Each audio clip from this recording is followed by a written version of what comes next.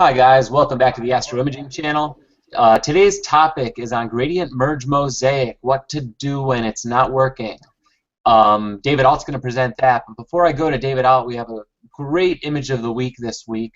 And you know what, I'm so excited about it, I didn't even pull it up on my computer. So I'm going to pull it up, but I'm also at the same time going to give our image of the week winner, Dylan O'Donnell, a few minutes to talk about it while I pull it up.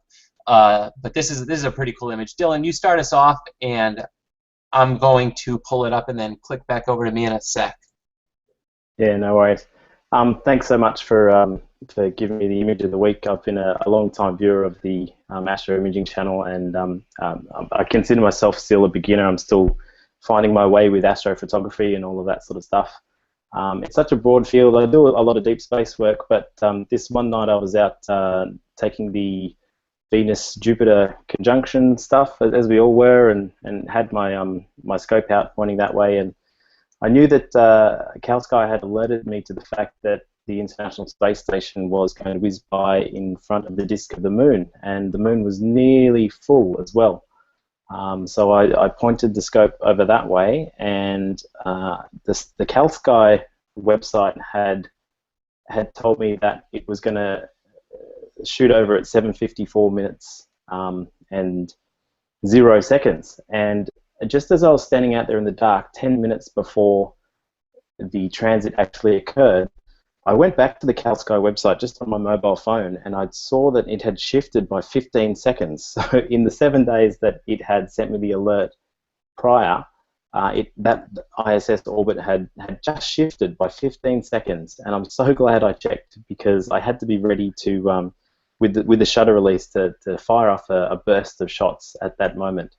I was happy to catch it, because it was only across the disk for about 1/3 of a second, and with the speed of my card and the fact that I wanted to shoot it in RAW on the DSLR meant that the transfer speed was very slow and the burst speed was very slow. So I was maybe shooting just under three shots per second. So I knew it was only going to show up if I was lucky in one.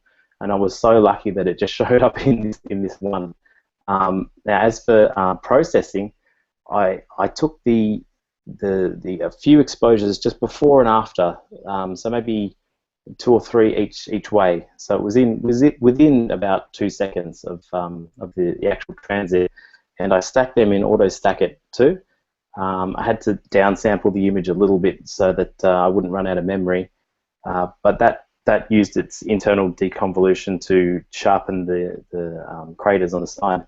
I think what really made the photo, because transits aren't terribly uncommon and photos like this aren't uncommon, but the photo kind of went viral over the last week, and it's been all over the place. It's been on Huffington Post and Daily Mail and Boing Boing, and I just learned that 12 hours ago Chris Hadfield had tweeted the image from his account, and my website is going bananas. Thankfully, I own a web hosting company, so that wasn't an issue.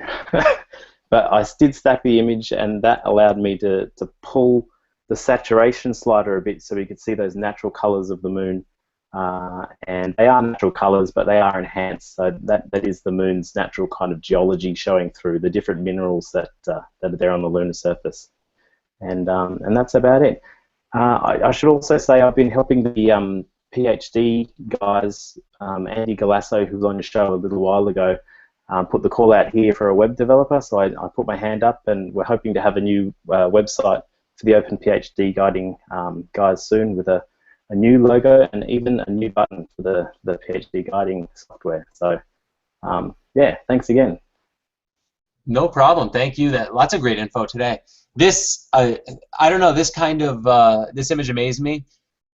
One of the most intriguing things is actually the amount of detail you see on the face of the ISS.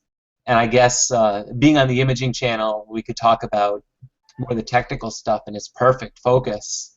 And I think there's something else. I wonder if maybe the way the sun was illuminating it happened to really just get it better. And I see it in your.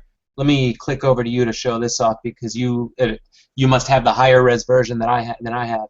And yeah, so this is straight off the camera without any color enhancement, and you can get better images of the space station when it is lit by the sun, and you can stack them together before it rotates too much. But for a single frame at 1/1650th of a second to freeze it in motion, it turned out pretty well. And you can actually see the kind of dividers on the solar array and the individual modules as well. So I was happy that that worked out. Yeah, and for a DSLR as well, there is I guess a time and a place for DSLRs in astrophotography. I'm definitely the camp CCD these days, but this is where having a DSLR on hand is really handy for this kind of wide field stuff at quite high resolutions. It's great for solar, great for lunar, and even planetary wide field as well. Yes, very very hard to do this with the CCD, and actually live view is really what separates the DSLR. You know that with Global Star Party. It allows you guys to do lots of live view stuff, which is really cool. Yeah, well, thanks again for featuring me. That's been an honor. No problem. Thanks for sharing. And as for now, I'm gonna pretty much hand it right over to David Alt, who's going to present on gradient merge mosaic, what to do when it doesn't work. How did I entitle that? When it doesn't work right, I don't know. All right, hi guys. So yeah, I retitled it just slightly because I wanted to cover a little bit more than just issues with gradient merge mosaic. So let me go ahead and bring up my presentation here. Share my screen. All right, can you see the presentation, Adam? Not yet, but let me see. Can you guys over there see it? There we go. I see it. All right. So I retitled it to When Things Go Wrong with Mosaic Construction to make it a little more general. Some of them are specifically gradient merge mosaic issues, but I'll go through a couple others as well. So here are some common problems when you're doing a mosaic. One of them is, issues with registering the panels. Sometimes you'll have issues where you can't register a panel at all, or maybe you have problems where the edges of the panel don't line up. You get fields that aren't stars that don't overlap correctly because of field curvature. Sometimes you have panels with large signal-to-noise ratio differences, and these show obvious blending problems. Occasionally you'll get complex, or not occasionally, if you image from a light polluted area, sometimes you can get complex gradients. These will cause seams to show up in places. And you can get pinching around stars. This is a gradient merge mosaic specific problem. And I'll talk about these a little bit pretty quickly, and then we'll go through some demonstrations on how to solve some of these. So registering mosaic panels, there's two main approaches to doing this. One is kind of a panel by panel, and Adam had done a presentation previously, and that's the method he used. Essentially you're registering one panel to the next, and then you use that mosaic to register to the next, and you build up a constructed mosaic by doing this panel by panel registration. The other method is to use an image or a synthetic star field that covers the entire field of view that you're trying to build and register all the panels to that. Both of them are, pretty straightforward, and even the panel by panel kind of turns into the second method if you're using a lot of panels. Once you get to, past two panels, you're kind of building a larger image anyway, and then you end up, making separate panels in that larger field to work with. So the panel works well with small mosaics, but really for everything else you need some sort of reference image to register all of the separate panels to. So if you can't register a panel at all, there's a few things you can try. If you're registering panel by panel, you could switch to using an image or synthetic star field. If you're already using a full field of view image or star field, with PixInsight you can use previews to define the rough area of where the panel should go, and this helps star alignment find the right set of stars to register with. So if you just try to register between your master reference image and a single panel, you've got a whole lot of stars that aren't actually in the field of view of your panel that it has to sort through, and it can kind of get off track. but you can actually use a preview, and I'll show you how to do this a little bit later, in the larger image to kind of condense down what stars it can look at.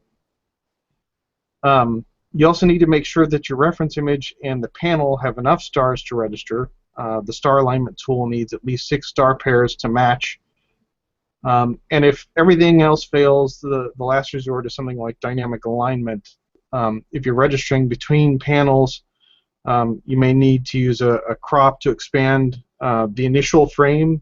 So if you're doing a panel-to-panel alignment, you'll need to extend one of those and then use dynamic alignment, because dynamic alignment doesn't have a mosaic mode to expand the field of view.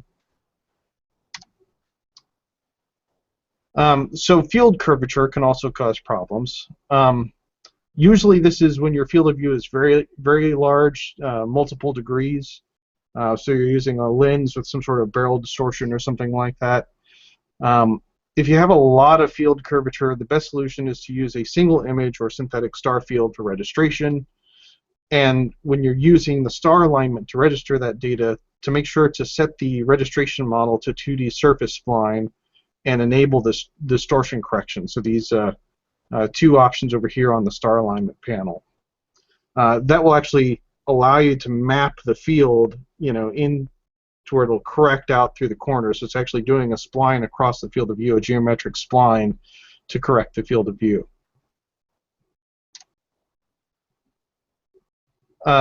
Dealing with large signal-to-noise ratio differences, there's a couple ways to deal with this. Obviously, the best solution is more integration time. But there's a couple of tricks you can use in some circumstances. I have a linear fit script at this link. We can post this on the Google Plus site later on. It's just a way to do a linear fit between mosaic panels, or that's the intended purpose of it anyway. And it does a better job in some cases than the linear fit process specifically for mosaics. And then you can do some pixel math linear modifications, and you can see one down here.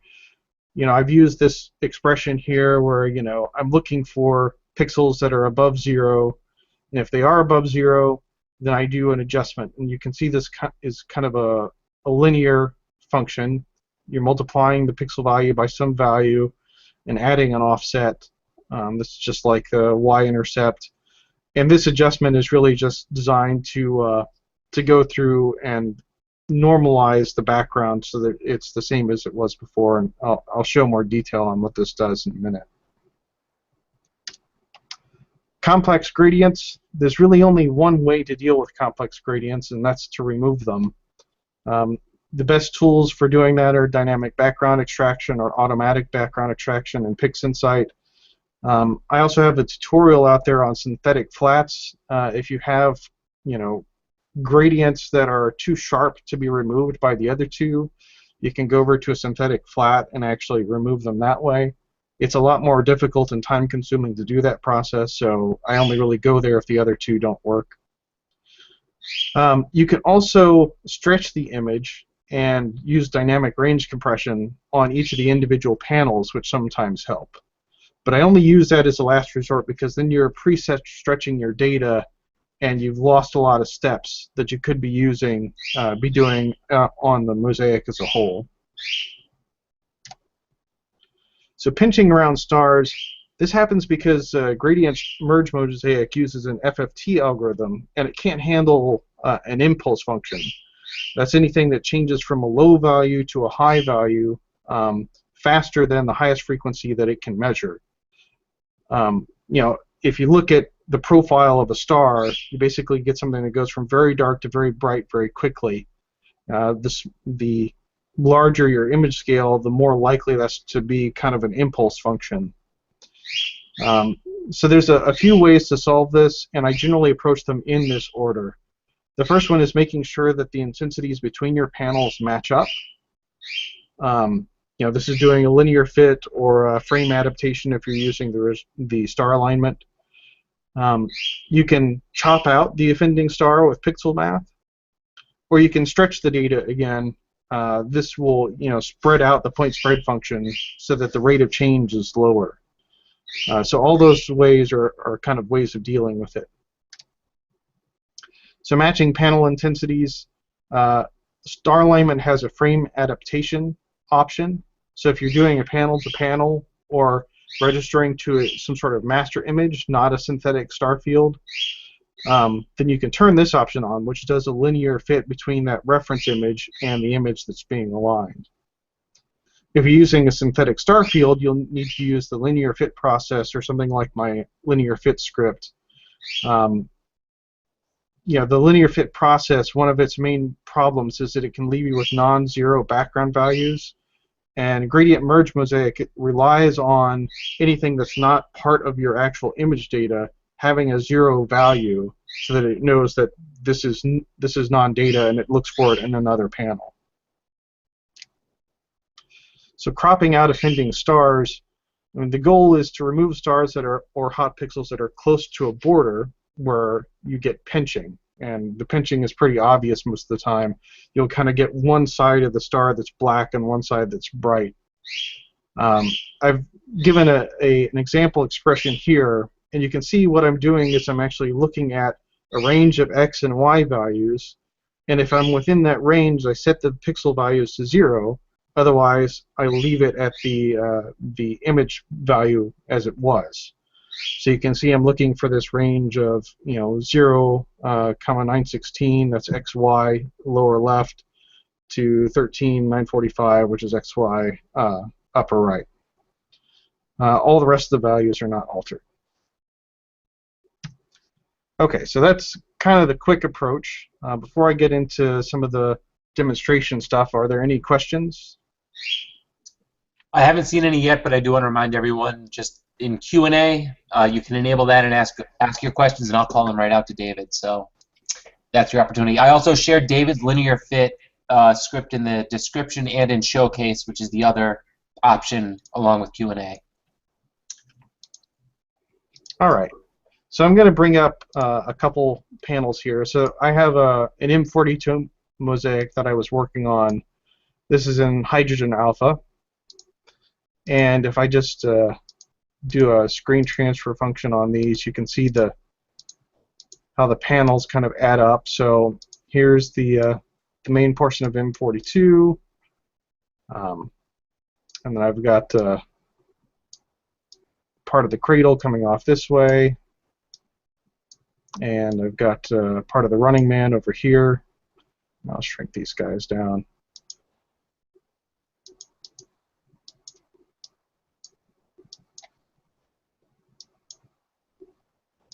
So it's 6 panels total.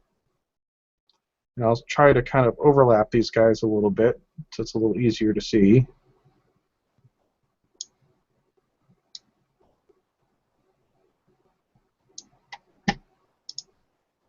Okay, so you kind of start to get the idea here of what it's building.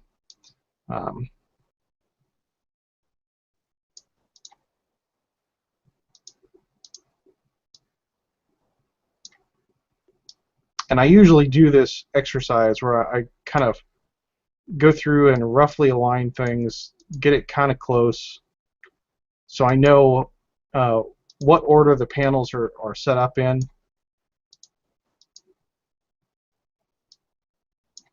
So that kind of gives you an idea of how the data lines up.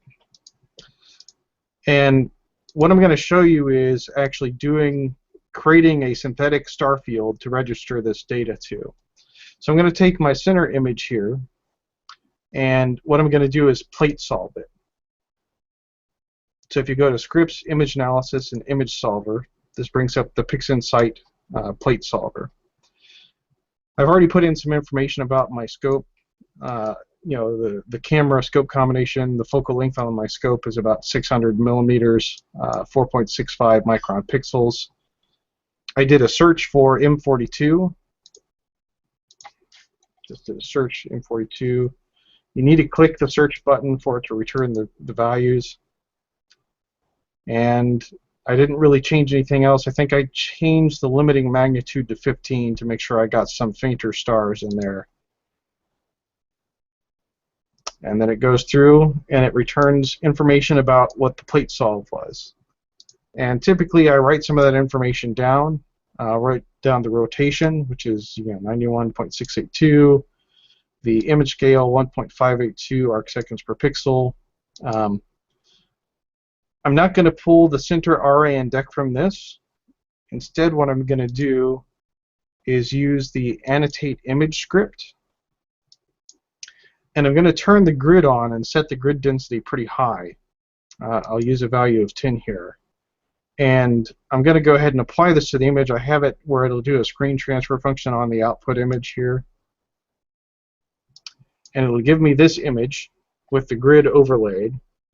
And I can look at the grid and say, well, the center of my image is roughly around here, along this line. And so I'm just going to roughly pull some numbers out. And so I kind of calculated roughly where the RA and DEC was based off of that and put those values in here. So now I have an RA DEC location for the center of the image, rotational component, what the image scale is, and the last thing I need to know is how big in pixels the entire field of view is. Well, I know one of my images is about 1400 by 1024. I've got two panels vertically, so 1024 times 2 is just 2048, and 1378 times 3 panels wide is about 4134. I usually expand those a little bit. So you can see I picked 4300 by 2200 as a good approximation to make sure that my mosaic, my synthetic star field, will cover that entire field.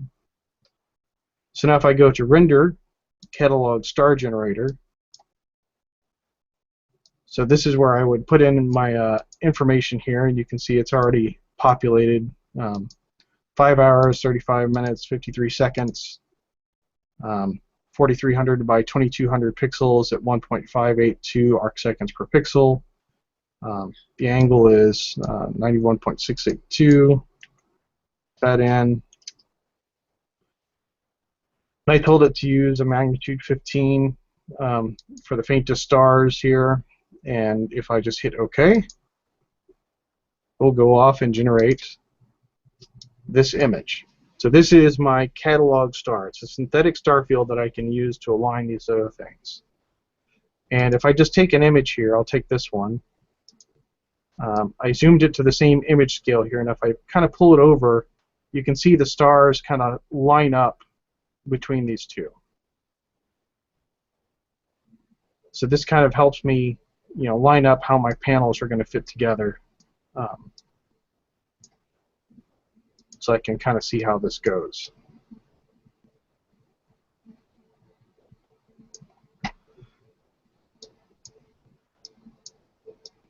Okay. Any questions on that so far? Not yet. Okay. Oh, I'm sorry. There is one question from Tolga. Where do you get the synthetic star field? What was that script called? So the script is called, it's under Scripts, Render, Catalog Star Generator. There you go, Tolga. And this works excellently with really large mosaics. So if you're doing like a Milky Way mosaic or something like that, this is a great way to do it and be able to remove any kind of field curvature from your images at the same time.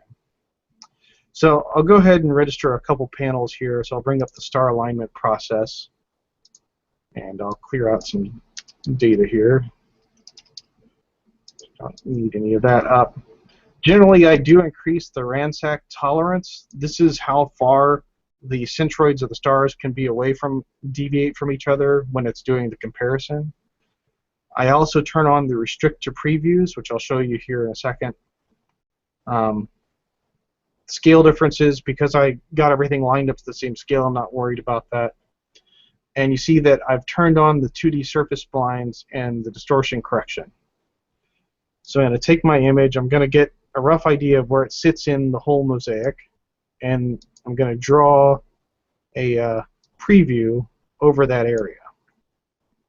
So that covers the whole area where that panel would be at. So now what I'm going to do is I'm going to run the star alignment against this, so I'm going to make sure it's selecting the catalog stars as my reference image. That's this guy. I'm going to apply that to this image. So you see it found it. Let me bring this back up. So you see it went through a few iterations here doing distortion correction. So it did the surface plane distortion correction until the residual was very low, 0.0045 pixels in this case, and then registers the image. David, So I'm sorry, that went so quickly that I barely got to ask my question. But first of all, that went quickly probably because you selected the preview, right? yes, because I'm limiting it to the stars in the reference frame, it goes much faster. Yeah. So that's a good tip if you're sick of waiting for the stars to waiting for it to find stars. My question is frame adaptation. Don't even bother using it because you're doing it on a synthetic star field, correct? That's exactly right. Okay. Yeah. Gotcha. If you're doing a synthetic star field, it's not gonna work. You're gonna get a bunch of garbage out of it. Gotcha. Thank you. Now, if you're using multiple filters, if you're doing red, green, blue, and you're doing a massive mosaic out of narrowband filters or something like that, then one of the nice ways to deal with this is to use one filter to do a constructed mosaic using a synthetic star field like this, and then you can register all your other filters to your new master that's actual image data, and then you can turn on frame adaptation towards that. But for the first one, when you're doing directly against the star catalog, you can't turn it on. Okay. I'll say after using your script, which I hope you're going to say something about, or at least show us a little bit about in a little bit. After using yours, I think I'm going to be using that in the future. Really Yeah, well. I'll talk about it in more detail here. Okay, thank you. And just to show you, so I'm going to take this same, I've removed the preview from this image, and I'll go ahead and run it on here. And it may take a little bit longer. In this case, it didn't. This is pretty simple. There's not that many stars here, so it still ran fine. And I may actually be able to get away with registering all of these directly to this star field without doing previews. But it really does help quite a bit, especially if you're having any kind of registration issues. I would definitely recommend putting previews in. And one more, and maybe it's for everyone out there, but I don't think batch works with any of this, right? When you're making a mosaic, for some reason the batch process on the star alignment doesn't work? Well, it can, right? So, for example, if I add all my my frames in here, and I'll put these to a directory. I'll make a temp folder here. I'm just going to run this real quick. In this particular instance, I believe it'll actually run for all those panels. And then I will get, 6 registered frames. But it's pretty rare when this works correctly. You generally, because of the number of stars involved and the intensity differences and things like that, you generally have to give it a hint. But this one's, a small star count. You can see in the catalog star image, it's not that many stars, primarily because it's HA data, and there's not that many stars in any of the panels. So in this case, yeah, all of them registered correctly. And if I go and bring any one of those up, yep, there's my registered data. Well, that's interesting. I wonder if just the synthetic star field helps get you there, because I've tried it on other data and it just never worked for me. But I was also trying to do it on the actual panel. Yeah, like I said, it's pretty rare when I've come across where it actually does work. Yeah. It generally needs a hint. All right. Thank you, David. Sure. So I've got the registered data out there, so I'll go ahead and close my individual panels here.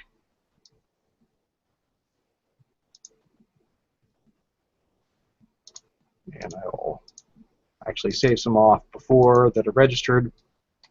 And I'm not sure if anyone's done this before, but I'm going to take this this one of the center part of M42, and I will look at part of the running man here. I'm going to take these two, and I'm going to stretch this one with a screen transfer function. You can apply a screen transfer function to another image. So I'm essentially taking the values that it's stretched here and applying them to this. And you can see that image is significantly darker. Actually, let me do that in reverse. I'll go ahead and stretch this one so we can see more of the background and here. So you can see that the central M42 area is much brighter than this other image on the left. So I need to normalize those somehow. And I'll go ahead and just do a straight linear fit here. So this is the linear fit process.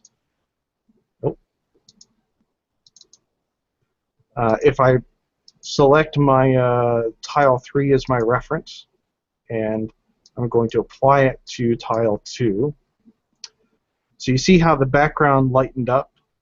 If I run my cursor over these, well, it says 0, but it's not actually 0. I'll just take a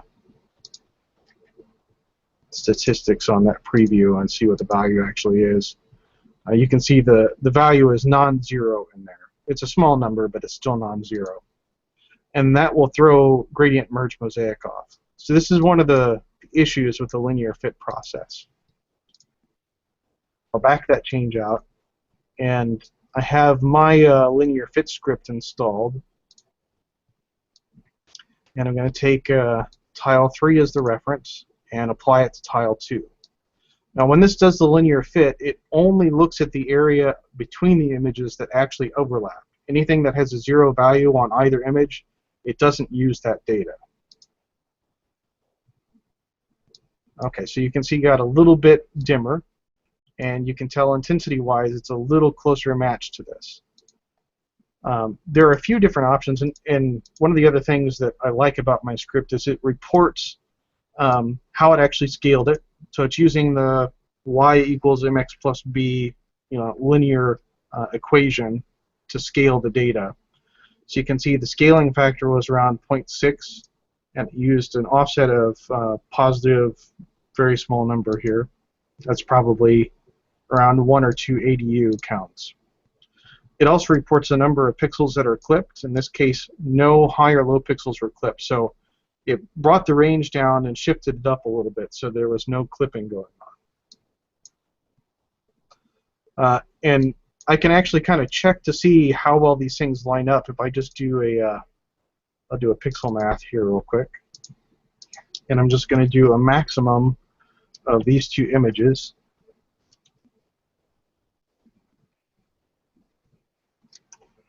So this is just going to take the maximum of any value between here.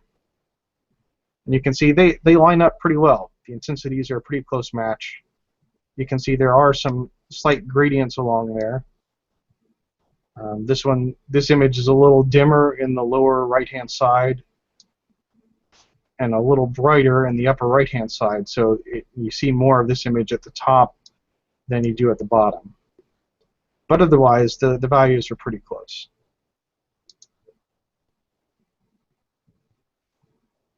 Essentially, I just do this linear fit process on all the images. And I will save off this data. I start saving it off as usually in a linear fit directory or something like that. And just depending LF for linear fit on there. This one was my reference image. And I start doing this for all my data, linear fit. And then I just go down the line. So 1 is off to the other side of this guy. So I can do a linear fit between 2 and 1.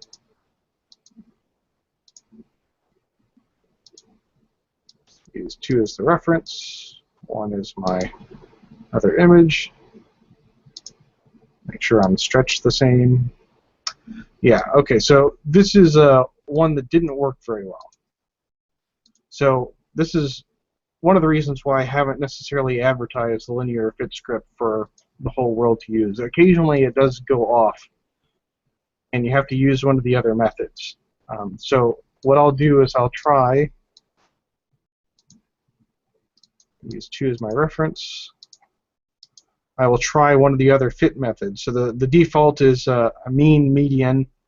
I'll try a least squares algorithm. And that looks a lot better. That's much closer. So the intensities look a little bit better there.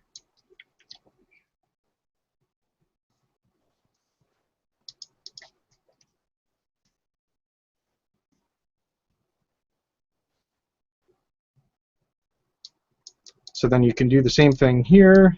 I'll use 3 to 6 on this one.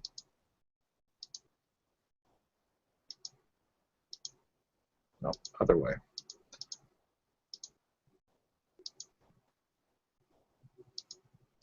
So again, this one did not work exactly right. So I'll again try a different. Oh, actually, it might have. I forgot to apply the same stretch. No, definitely not quite right.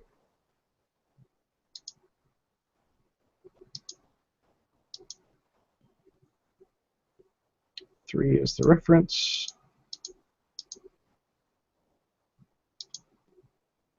So that looks a little bit better. The intensities match up a bit better there. And you just go on and keep doing that, saving your data off.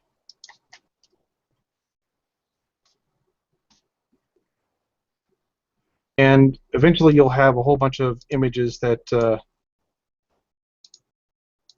have matching intensities between them.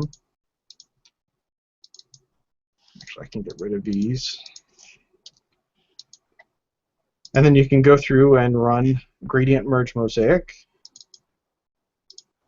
So I will add those files in and run it real quick.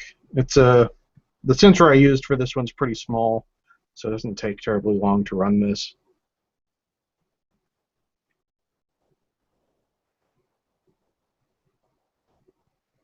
Okay, so I have it generating the mask. So this will show you where the different tiles were and how they kind of overlapped. And there's my mosaic. So you can see everything blended together pretty well. There's no really obvious seams. There were some areas that are lower signal-to-noise ratio, so if I look in this upper right corner, this you probably won't be able to see this on through the Hangout, unfortunately, but this area here, and I'll draw a box around it, had quite a few, or not as many frames for it, so its signal-to-noise ratio is lower than this area. And superficially, it's not obvious at this image scale, but once you zoom in to 1:1, it is. However, the transition is pretty smooth there. So, at this image scale anyway, you don't really notice it that much. There are some ways to deal with that, however. So one of the things you can do, so I'll bring up, I think it's 3 is that particular, no, it's 1. So this is the panel that is lower signal-to-noise ratio. And what I'm going to do is adjust that panel a little bit. And this is the equation I showed in the presentation. So essentially what I'm going to do is I'm going to adjust the range instead of 0 to 1 and make it 0 to 0.75. And then the second part of the equation is getting it back so that the median value of this data is still the same as it was before. So actually, let me do a really aggressive one here. I'll do 1/8, apply it to this. You can see that the overall brightness is about the same. The median of the image will end up being the same. But the data is much more compressed. If I do 0.75, you can see that it brings the range, the contrast in it, down a little bit, but maintains the image median. I'm going to save this guy off, and I'm going to rerun gradient merge mosaic again.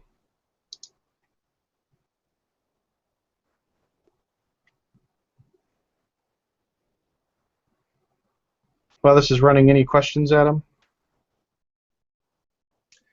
Well, I'm just trying to think about what you just did.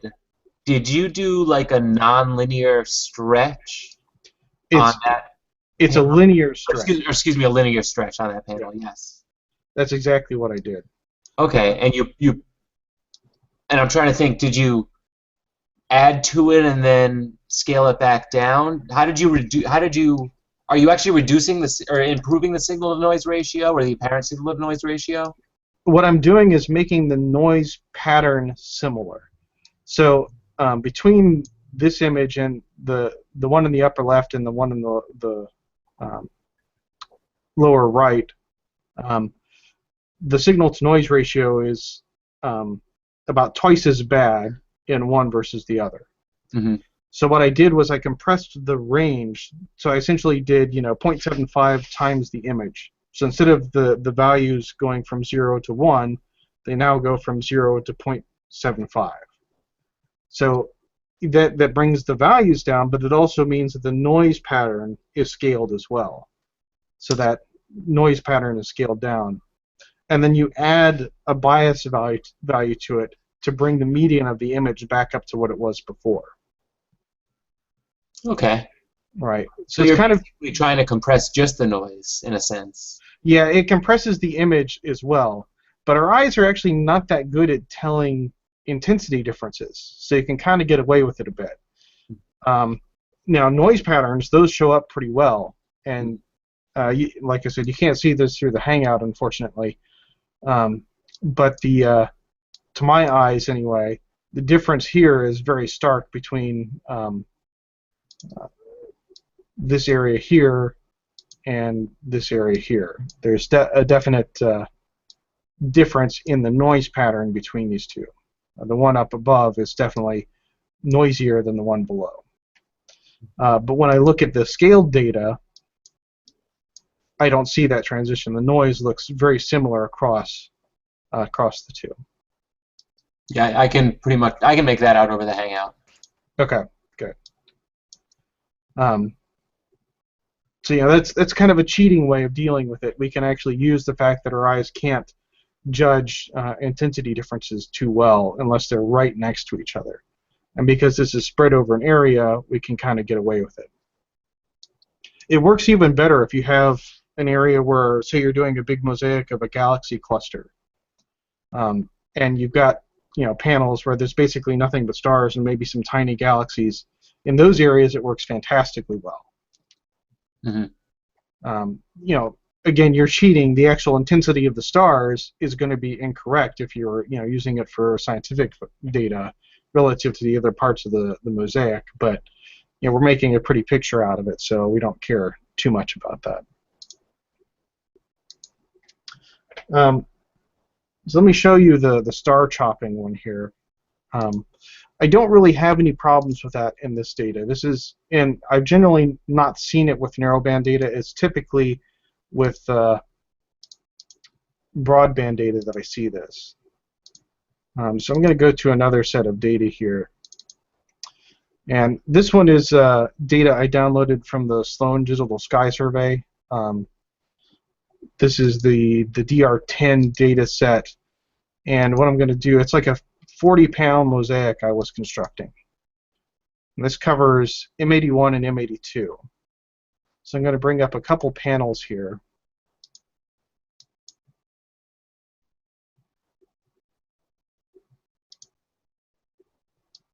Okay, so there's one already. So here's two panels. I think I'll bring up the next two just so you can see what it's constructing. Look at the size of those panels. Yeah, they're enormous. No. There's M81, right? Is that 400 megabytes each? It's Lord, yeah, it's about 400 megabytes each panel. So they're what, about 10K by 10K almost, right? So here's two panels, and when I originally merged these things together, I'd get a pinching problem around a star right here. If I line this up, I'll zoom in. So this star right here was the one that was offending. It's not on the edge in this panel, but it was in this panel.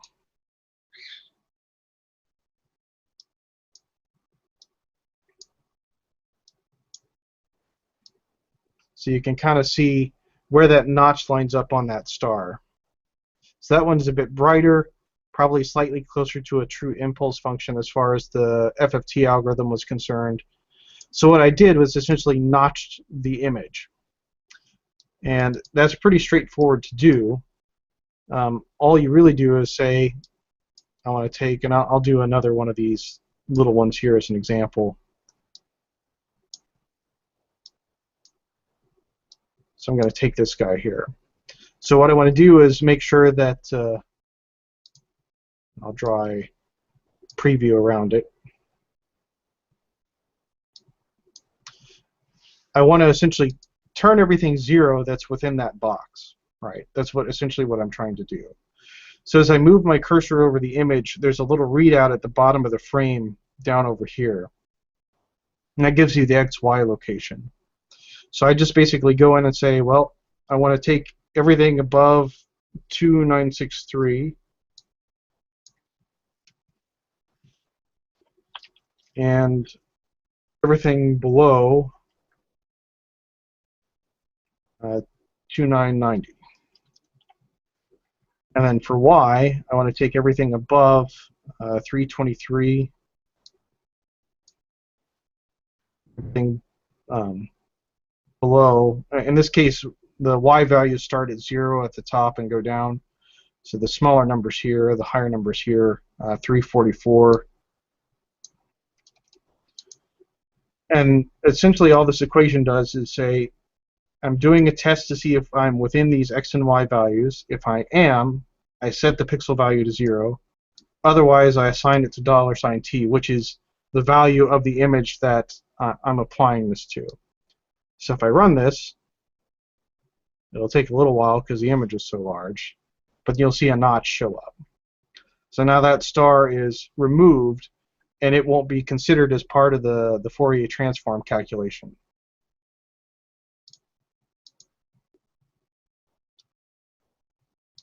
And when I line this guy up here, you can see there's a notch right where that other guy sits. Now, if I bring up the, well, here's the whole thing put together. This one just had those things all over the place. It's a wideband. It's Sloan, but it's a wideband data set. But you had those pinching results all over the place. So that's a one-to-one image scale. Oh no, sorry, that's one-to-one image scale for the Sloan data.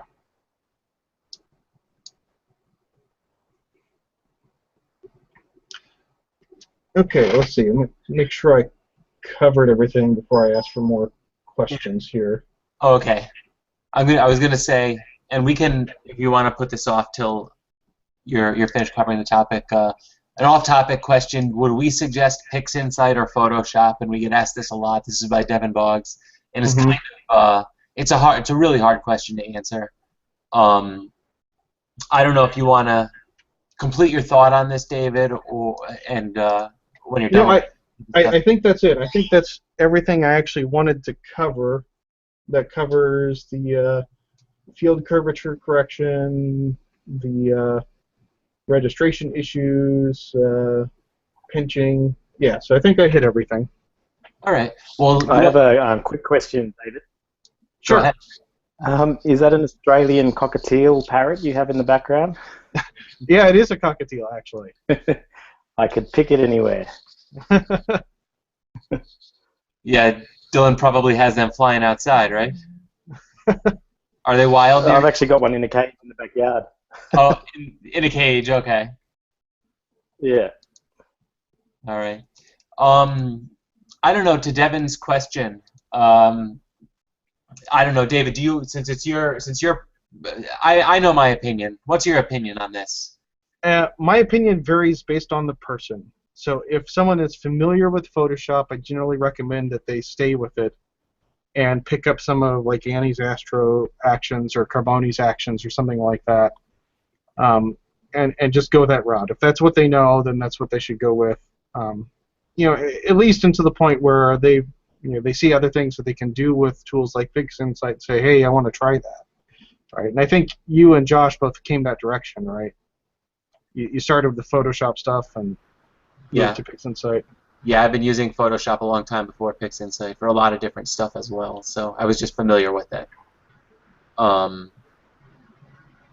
I think that's a great point when you say it depends on the person, because PixInsight is much more technically minded. You almost have to think of PixInsight. You have to learn PixInsight the PixInsight way. You can't learn it the way you learn Photoshop. So I would say for someone like David, it's probably perfect because understanding the mathematics behind it allows you to take advantage of the program that much better. But it's a commitment. For us pedestrians, it's more of a commitment. So. Yeah, I mean, to be fair, I've been using it for four years, maybe more, right? So, I've got a lot of experience there, and I've done a lot of learning over the time that I've been using it, to get where I'm at now, right?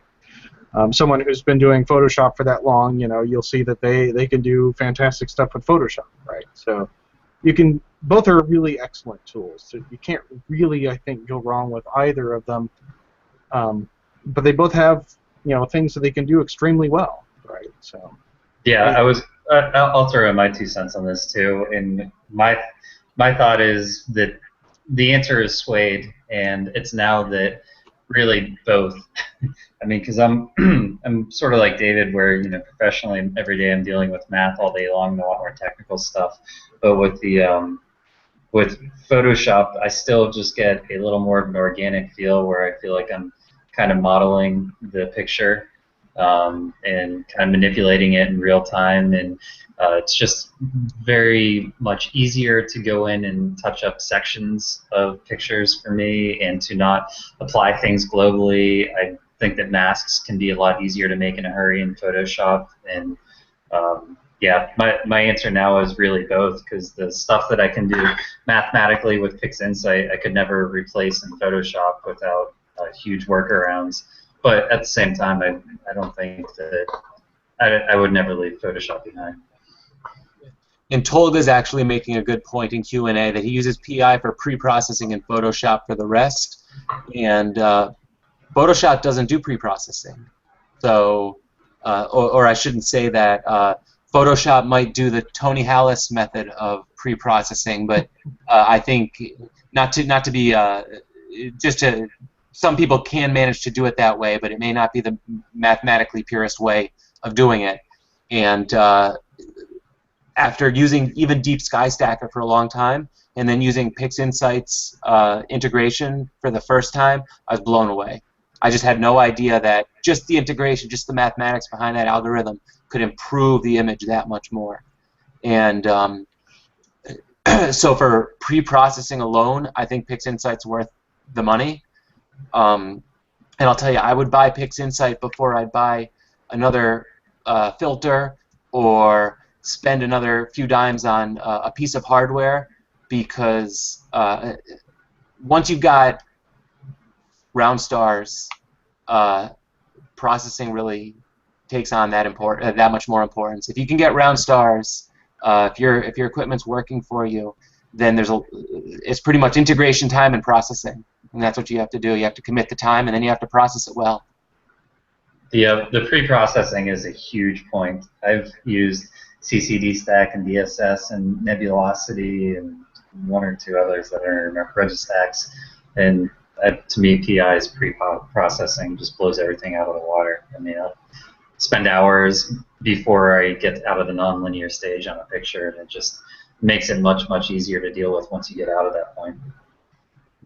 Even without putting much effort in, I was surprised at straight out of batch pre-processing what I got. And before that, I was kind of stumbling my way through doing it manually before I discovered batch pre-processing, and then kind of had my conversion back to moving away from batch preprocessing. Until we met David, and he ruined all of our lives. Sorry, I made everything hard for you again. Spend 5 hours before you even start manipulating a picture anymore now. Yeah. Yeah, I know. I have and mosaics are deadly because you do everything, and then you get to the last. Well, you have to spend an hour before you find out the first step screwed you up, and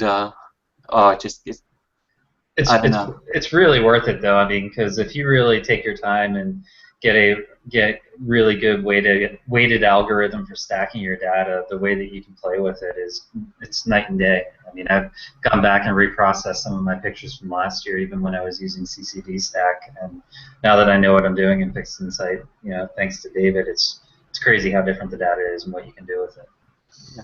Especially with narrowband. Because it's funny how much further I'm pushing the narrowband data these days, or just the H-alpha channel, I should say, in my H-alpha RGB stuff. It's just you can keep going with it, and then you start having to use tools like HDR. What is it? HDR-MT. Scale transform. Yeah, and LHE, because you really need to compress a dynamic range because it does the nebula starts to get real bright. But it's yeah, definitely. Photoshop is also $9.99 a month now these days, for better or worse. I finally did the upgrade to CC because I couldn't find my old Photoshop discs, and my computer crashed at work and I needed it. So and it's okay. Crashed my computer here. So long story short, the answer is it depends, and It depends. Probably both. Yep. Yeah, probably both. You can use Photoshop for your family pics, but every tool you learn in PixInsight is going to make your images better.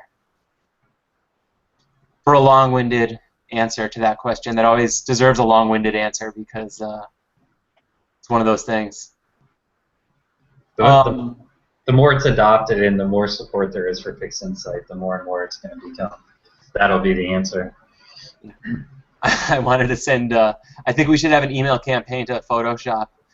Hey, when are you guys going to support the XISF format? Because, that would make life easy. Maybe so, maybe not. I don't think they could, right? Because of not up to 32-bit or whatever. Or the multi-images. I don't know how they do that. Well, I think they support 32-bit input, right? You just have to use their HDR, thing on it first, their tone mapping thing on it first, right off the bat, right? Yeah. Yeah, and Tolga's saying Atrus wavelets for noise reduction. He mentioned wavelets in the past, which PI is wavelet based, and we've kind of discussed wavelets in the past, just the strength of them. A lot of those tools are very good. If you understand how to use the actions of Photoshop, between Annie's actions and Carboni's tools and Noise Ninja and Gradient Exterminator, I mean, they're also very powerful. So somebody who has Photoshop, you can really improve your images with those tools too. And they're also good learning tools. They help you understand what you're doing in there, and then learn how to. I hardly use them at all now, but they taught me how to do stuff, and now I do everything manually. But that's how I learned most of what I do in Photoshop. Yeah, you definitely want to click the drop down on the tool, on the actions, and see what they're doing as it's running through them, just to get an idea. Even when I write actions, I always say to people, don't use the action. Look and see what the action's doing, because you're going to be able to change it to work on your data that much better. Don't trust the star mask it generates. Don't do that. But now with PixInsight, I find myself doing less and less in Photoshop. Most likely, it's going to be a brush tool and a mask where I'm either fixing something or fixing a transition, or just, I don't know. Sometimes I bring it into Photoshop to crop it. Save for JPEG. Yeah. I like a lot of the color tools in Photoshop as well. I think it's easier to hop around. with your color manipulation in Photoshop. So, and plus, if you try and save it in JPEG in PixInsight, you get 4 warnings. Like, we don't suggest this. We really don't suggest this. Do you really want to do this? You really don't want to do this. But who wants to look at a JPEG anyways? yeah. All right. Well, that I don't know if there are any other questions out there, any other comments in the room, but are there any other things, other issues that people have run into with mosaics that we can talk about? The noise thing was very interesting. I think that's one of the less talked about issues. I mean, you can kind of claw your way to getting your images to line up correctly, but hardly ever do you get 2 nights in a row where you're getting the same signal to noise ratio on a pane, and I think that's a tough one, especially when you're going across different color channels and everything too. So. Yeah, that makes it really difficult. Like I said, some of those things, like working with our human perception, is definitely helps. We can take advantage of our own optical systems that way, but can't get away with it all the time, right?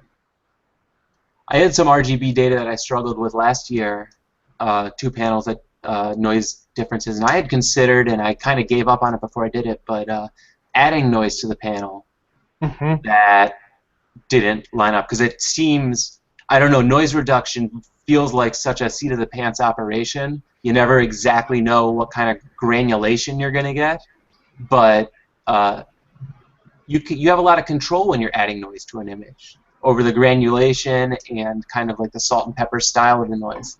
I actually had to do that. I'll share my screen with this with that California nebula last year, just because it was such a difference. So it was, I don't know if it's sharing now or not, but yes. The one side, literally, like you said, it looked like a salt and pepper image when you stretch them together. So I couldn't get the nebula to match at all, and so just adding a tiny bit of noise on one side actually got it to mesh pretty well together. Which noise algorithm did you use? To add the noise? Yeah. The Gaussian noise addition in Photoshop. Okay. I think I used it like a 0.4% or 0.3%. So PixInsight does have a noise generator, and you can do a uniform salt and pepper, Gaussian, or Poisson distribution. So it pretty much does the same thing then, I'm assuming? Okay, probably so. Yeah. Back before I actually got into astrophotography, I used a noise generator to make a fake star field and attempted to make a generated astrophotograph. But I got stuck on it, and I figured it would be easier just to get into astrophotography. I was wrong. It's a lot harder than astrophotography, but I think a lot more rewarding. Yeah, that's funny, though. Adding noise, a lot easier than reducing noise. Sometimes it helps with modeled noise a lot, too. Mm-hmm. If you get the really modeled, DSLR noise, just add a little Gaussian on top, it seems like it hides it very well. Yep. Yeah, Tolga has just a few comments. Magic Wand in Photoshop is a great tool, and I don't disagree with that. That's all those immediate response or immediate feedback tools in Photoshop are really what it has going for it. And as I see the room filling up even more, I'm about to say it. I think we've covered most of the topics for tonight. Anyone else have any questions or comments or anything they wanted to bring up? I will say next week's topic, I'm going to go over, I'll be presenting on selecting a telescope, and it turns out we haven't gone over this, and it's probably an important an important topic. We've gone over mounts and all sorts of things, but and I'll qualify that presentation, of course, by saying the mount is the most important thing, as we always do, but selecting a telescope next week. I definitely want to thank Dylan for sharing his image. It's an awesome image. Yeah, thanks, Dylan. That was a good one. Yeah, thanks, guys. Chris Hadfield's just shared it out on his Facebook and his Google+, and my website's just melting down. Yeah, I'm waiting to see on the national news, or I guess it wouldn't be the national news. It would be He was actually on the Weather Channel. on the Weather Channel. Really, that's cool. Thanks APOD again, next. guys. APOD next. Yeah, thank you, and I also want to thank David for his presentation. That was a great one. He's making mosaics easier. They're still difficult, but he's making them easier. Thank you, David.